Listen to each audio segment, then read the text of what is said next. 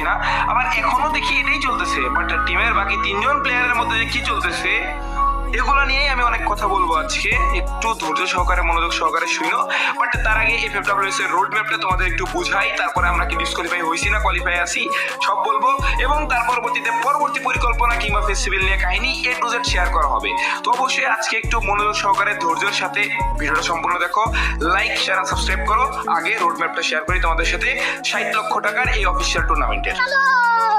এই সেই কাঙ্ক্ষিত tournament free fire world series Bangladesh spring 2026, যে টুর্নামেন্টে টোটাল 36টা টিম আছে, যার মধ্যে 30টা কিন্তু এফএফসি মুড অর্থাৎ ইন গেম কোয়ালিফায়ার, যেটা নিয়ে অনেক আন্দোলন সংগ্রাম চললো। তারপরে চোরদের ম্যাচ মেকারদের ব্যান করা হইলো, তারপরে কিন্তু আমরা কোয়ালিফাই করছি। এর পাশাপাশি আরো 6টা টিম কিন্তু free fire Bangladesh pro league season 2 এর ফাইনাল থেকে কিন্তু আসছে। ফাইনাল বলতে যারা এফএফসি মোডে কোয়ালিফাই করছিল না বাট ওই টপের দিকে ছিল, তারাই কিন্তু কোয়ালিফাই করে আসছে এফএফপিএল থেকে। 6টা টিম, টোটাল 36টা টিম নিয়ে চলতেছে free fire world series Bangladesh spring 2026। আর এখান থেকে 2টা টিম কিন্তু স্লট পাবে ই স্পোর্টস ওয়ার্ল্ড কাপের জন্য। যদিও টুর্নামেন্টের নাম free fire world series Bangladesh spring, but tournament থেকে কিন্তু যারা ফাইনালে যাবে তারা কিন্তু চলে যাবে, ফাইনাল বলতে 2টা টিম যারা বাংলাদেশের হয়ে বাইরের দেশে যাবে তারা কিন্তু খেলতে যাবে ই স্পোর্টস ওয়ার্ল্ড কাপ।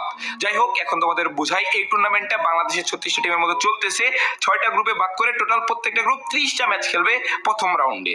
তো প্রথম রাউন্ডে 30টা ম্যাচ খেলার পরে এখান থেকে 12টা টিম বাদ পড়বে, 24টা কোয়ালিফাই করবে দ্বিতীয় রাউন্ডের জন্য। তো প্রথম রাউন্ডের 3 দিনের খেলা হয়েছে, প্রথম উইকে 3 দিনে খেলা হয়েছে জাস্ট 18টা ম্যাচ করে, বাট এখনো কিন্তু 12টা করে ম্যাচ বাকি আছে। এখন পর্যন্ত কেউই কিন্তু ডিসকোয়ালিফাই খায় নাই।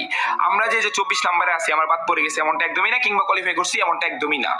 8 এবং 9 তারিখে আবারও আমাদের 6টা করে 12টা ম্যাচ হবে।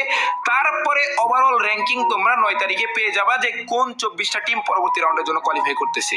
বাট এখানে অবশ্যই মাথায় রাখতে হবে 12টা টিম কিন্তু 8 তারিখেই বাদ পড়তেছে, এবং এই 8 তারিখ পর্যন্ত কিন্তু এই যে বর্তমানে যে 3 দিনের ম্যাচ হয়েছে এই ম্যাচের পয়েন্ট, তার পাশাপাশি 7 আর 8 তারিখ 2 দিনের পয়েন্টও কিন্তু যোগ হবে।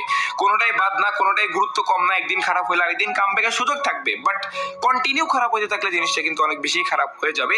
এজন্য যদিও বা মনের ভিতরে একটা কনফিউশন চলতেছে, বাট আশা করি রিল্যাক্সে কোয়ালিফাই হয়ে যাবো। আমরা এখনো 24-এর ভিতরেই আছি, টেনশন করে না। বাট খেলা অনেক খারাপ হইতেছে, এটা আমি মানতেছি, জানতেছি, এবং তোমরা অনেকে বলতেছিলে আমার জন্য খেলা খারাপ, এই সে হাবি যাবি। আসলে হ্যাঁ, মেনে নেই আমি খারাপ প্লেয়ার, বাট আমাদের টিমের ভিতরে যা চলতেছে এগুলো নিয়ে বলতে গেলে টিমের ম্যাচের গুলো ভিডিও দিতে হবে তোমাদের আর কি। তো যদি চাও ভিডিও দিব, বাট কাউকে দোষী বানায় তো আমার লাভ নাই। আমার নিজেরই টিম ভাই, নিজেদেরই প্লেয়ার। এখন আমি আমার নিজেরই দোষী বানাইয়াও যদি টিম ভালো কিছু করে, প্যারা নাই।